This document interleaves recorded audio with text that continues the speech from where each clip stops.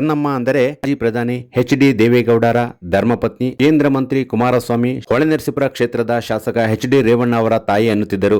ಇಲ್ಲವೇ ಅನಿತಾ ಕುಮಾರಸ್ವಾಮಿ, ಭವಾನಿ ರೇವಣ್ಣರ ಅತ್ತೆ ಅನ್ನುತ್ತಿದ್ದರು. ಸಮುದಾಯ ನಿಖಿಲ್ ಕುಮಾರಸ್ವಾಮಿ, ಪ್ರಜ್ವಲ್ ರೇವಣ್ಣ, ಸೂರಜ್ ರೇವಣ್ಣರ ಅಜ್ಜಿ ಅನ್ನುತ್ತಿದ್ದರು. ಇದೆಲ್ಲ ಸುಳ್ಳಾಗಿದೆ. ಚೆನ್ನಮ್ಮ ಕರುನಾಡಿನ ಕೋಟ್ಯಾಂತರ ಜನರ ಮಹಾತಾಯಿ, ಮಹಾ ಅಜ್ಜಿಯಾಗಿದ್ದಾರೆ ಎನ್ನುವುದಕ್ಕೆ ಸಾಕ್ಷಿ ಸಮೇತ ಸಾಬೀತಾಗಿದೆ. ಏನಪ್ಪಾ ಅಂತ ಸಾಕ್ಷಿ ಎಂದರೆ, ಚೆನ್ನಮ್ಮ ಅವರ ಪಾರ್ಥಿವ ಶರೀರ ಪದ್ಮನಾಭ ನಗರದಿಂದ ಹೊರಟಾಗ ಸಾವಿರಾರು ಮಂದಿ ರಸ್ತೆಯಲ್ಲಿ ನಿಂತು ಚೆನ್ನಮ್ಮ ಅವರ ಅಂತಿಮ ದರ್ಶನ ಪಡೆದದ್ದಲ್ಲದೆ ಕಂಬನಿ ಮಿಡಿದಿದ್ದಾರೆ. ಬೆಳಿಗ್ಗೆ 11 ಗಂಟೆಯಿಂದ ತಡರಾತ್ರಿ 2 ಗಂಟೆಯವರೆಗೆ ಚನ್ನರಾಯಪಟ್ಟಣದಲ್ಲಿಯೂ ಸಹ ಚೆನ್ನಮ್ಮ ಅವರ ಅಂತಿಮ ದರ್ಶನಕ್ಕಾಗಿ ಮಹಿಳೆಯರು, ಮಕ್ಕಳು, ಪುರುಷರು ಸಹ ಕಾದು ಕುಳಿತು ಊಟ ನಿದ್ರೆಯನ್ನು ಬಿಟ್ಟು ಸಹ ಅಂತಿಮ ದರ್ಶನ ಪಡೆದಿದ್ದಾರೆ. ಇದೆಲ್ಲ ಹೋಗಲಿ, ಹಾಸನ ಜಿಲ್ಲೆಯ ಗಡಿ ಭಾಗದಲ್ಲಿ ಸಂಸದ ಶ್ರೇಯಸ್ ಎಂ ಪಟೇಲ್, ಅರಸೀಕೆರೆ ಶಾಸಕ ಶಿವಲಿಂಗೇಗೌಡ ಹಾಗೂ ಮಾಜಿ ಎಂಎಲ್ಸಿ ಎಂ.ಎ. ಗೋಪಾಲಸ್ವಾಮಿ ಸಹ ಕಾದು ಕುಳಿತು ಚೆನ್ನಮ್ಮ ಅವರ ಅಂತಿಮ ದರ್ಶನ ಪಡೆದಿದ್ದಾರೆ. ಶ್ರವಣಬೆಳಗೊಳ ವಿಧಾನಸಭಾ ಕ್ಷೇತ್ರದ ಶಾಸಕ ಬಾಲಕೃಷ್ಣ ಕೂಡ ಚೆನ್ನಮ್ಮ ಅವರ ಪಾರ್ಥಿವ ಶರೀರದೊಟ್ಟಿಗೆ ಬೆಂಗಳೂರಿನಿಂದ ಹರದನಹಳ್ಳಿಯವರೆಗೆ ಸಾಗಿದ್ದಾರೆ. ಇಂದು ಅಂತ್ಯ ಸಂಸ್ಕಾರ ಸಂಜೆ 3 ಗಂಟೆಗೆ ನೆರವೇರಲಿದ್ದು, ರಾಜ್ಯದ ದೊರೆ ಸಿಎಂ ಡಿ.ಕೆ. ಶಿವಕುಮಾರ್ ಅಂತ್ಯ ಸಂಸ್ಕಾರದಲ್ಲಿ ಪಾಲ್ಗೊಳ್ಳುವುದಲ್ಲದೆ ಕೇಂದ್ರದ ಅನೇಕ ಮಂತ್ರಿಗಳು ಸಹ ಆಗಮಿಸಿ ಚೆನ್ನಮ್ಮನ ಅಂತ್ಯ ಸಂಸ್ಕಾರದಲ್ಲಿ ಪಾಲ್ಗೊಳ್ಳಲಿದ್ದಾರೆ. ಚೆನ್ನಮ್ಮ ಮತ್ತೊಮ್ಮೆ ಹುಟ್ಟಿ ಬನ್ನಿ.